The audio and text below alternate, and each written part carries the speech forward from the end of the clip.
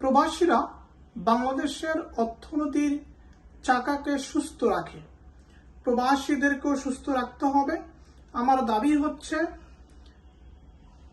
আমাদের যে আন্তর্জাতিক এয়ারপোর্ট রয়েছে সেখানে প্রবাসীদের জন্য আবাসন সুবিধা ব্যবস্থা করা, অর্থাৎ প্রবাসীরা যখন বিদেশ থেকে বাংলাদেশে আসবে তখন তিনি যেন তার বাড়িতে যাওয়ার আগে এয়ারপোর্টে নির্দিষ্ট একটা জায়গায় বিশ্রাম নিয়ে তার বাসায় যেতে পারে। কারণ সে যখন বিদেশ থেকে রওনা দেয় সেখানে কিন্তু কয়েক ঘন্টা জার্নিতে চলে যায়, তার অসুস্থ ভাব হয়, সে অসুস্থ ভাব নিয়ে গ্রামের বাড়িতে যায়, এটা যেন না হয়।